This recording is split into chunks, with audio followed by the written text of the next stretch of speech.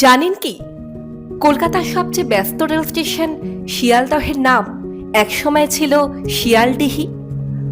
আজ যেখানে প্রতিদিন লক্ষ লক্ষ মানুষের ভিড়, কয়েকশো বছর আগে সেখানে ছিল জলাভূমি, কাদা আর শিয়ালের আনাগোনা। কিভাবে সেই ছোট্ট গ্রাম আজকের শিয়ালদহ হয়ে উঠল, চলুন জেনে নিই। কলকাতার ইতিহাস নিয়ে দীর্ঘ গবেষণা করা ইতিহাসবিদ পিটি নায়ার লিখেছেন, একসময় এই অঞ্চল ছিল জলাভূমিতে ঘেরা কয়েকটি উঁচু জমির সমষ্টি।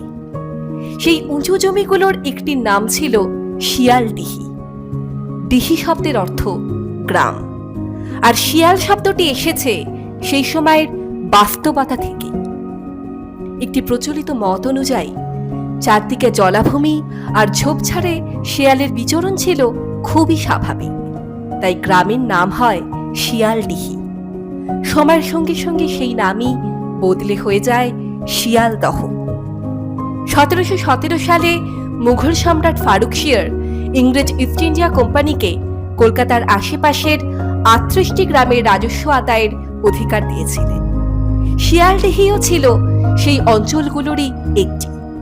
পরে 1758 সালে পলাশীর যুদ্ধের পর কোম্পানি মির্জাফরের কাছ থেকে এই গ্রামগুলির মালিকানা কিনে নেয়। তখন থেকেই দ্রুত বদলাতে শুরু করে এই এলাকার চেহারা। 19 শতকে ব্রিটিশদের নজরে পড়ল শিয়ালদহ স্টেশন। পূর্ববঙ্গের পাট, ধান, তামাক আর দার্জিলিংয়ের চা দ্রুত কলকাতায় পৌঁছে দেওয়ার জন্য এখানে তৈরি হলো রেলপথ। 1862 সালের 2 ডিসেম্বর চালু হয় শিয়ালদহ স্টেশন। তখন এটি ছিল টিনের ছাউনি দেওয়া একটি ছোট্ট স্টেশন ঘর, আর 1869 সালে নির্মিত হয় এর প্রথম পাকা ভবন।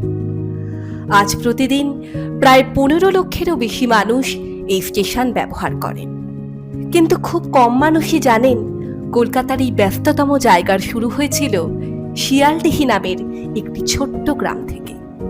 আর সেই গ্রামের নাম আজও বেঁচে আছে শিয়ালদহ নামের মধ্যে।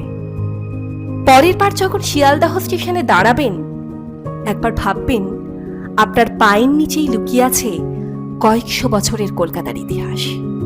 ইতিহাসের আরও অজানা গল্প জানার জন্য হিস্টোরিয়ার চ্যানেলটিকে লাইক এবং সাবস্ক্রাইব করুন।